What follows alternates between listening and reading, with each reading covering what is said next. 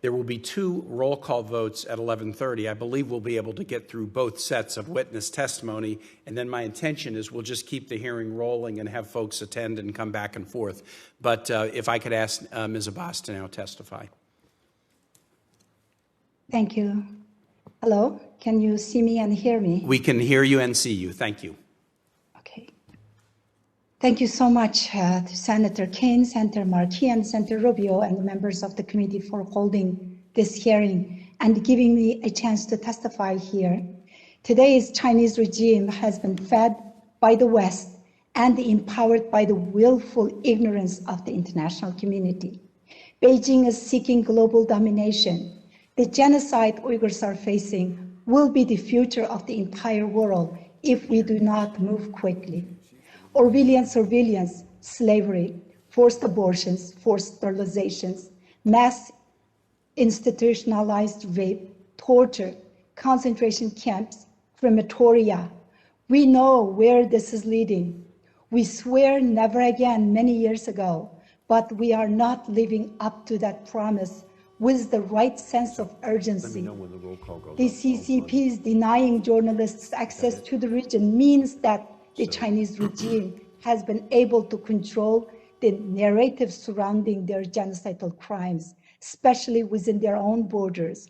This has led to a high number of genocide denialists who target survivors and activists attempting to undermine their stories and even threatening their lives. I'm joining you now from London, where I recently testified for the Independent Uyghur Tribunal. What I have heard in the past few days from the witnesses, experts, and even a perpetrator himself has informed that this situation is far worse than what we are hearing or speaking. Every word they spoke brought terror to my soul. This has been ongoing for years, and while we might pat ourselves on the back for making progress, Uyghurs back home are facing active genocide. And every day that goes by is another hell on earth. For myself, each night is a sleepless one, imagining what horrors my own sister might be facing. In September of 2018, my sister, Dr. Rushan Abbas, a gentle, non-political, law-binding grandmother, was taken by the CCP in retaliation for my advocacy and use of free speech here in the United States as a US citizen. She retired from her medical career early due to a poor health. In 2 days, it will be her 59th birthday and the 3rd birthday that she has spent in a dungeon without her family. The Chinese regime has remained silent about her whereabouts. In fact, they published libel against me, and they said that my claims of her disappearance were false. They stated that I had stolen someone else's photo and made up a missing relative.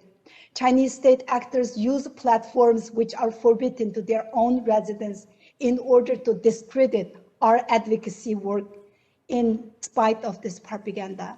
It was confirmed in December of last year by the Chinese Ministry of Foreign Affairs that she was sentenced harshly to prison on sham charges.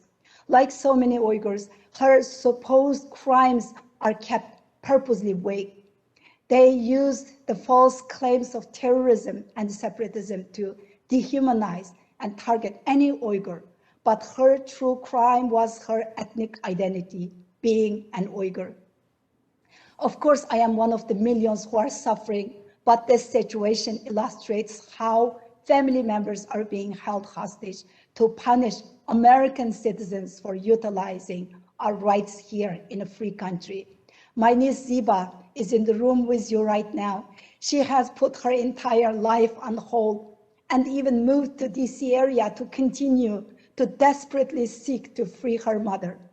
Words cannot express how painful it is for me to watch her struggle to raise her own 3-year-old daughter while they're dealing with the immense pain and the trauma of having her mother held hostage. It's not an exaggeration to say that we in the United States have long deliberately ignored all the warning signs of this regime, but we are waking up. A regime blatantly committing genocide should not be treated as an equal. We cannot continue to choose to treat an international criminal organization as a legitimate government.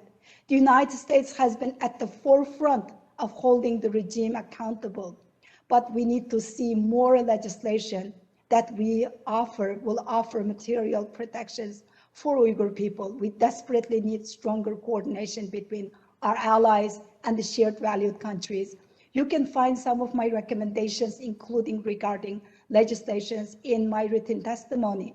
The Uyghur issue must be treated as critically urgent, not only for my sister and our people, but for all of the world. If we do not stand for humanity today, we will most certainly lose that privilege tomorrow. Thank you. Ms. Abbas, very powerful. Thank you so much. Dr.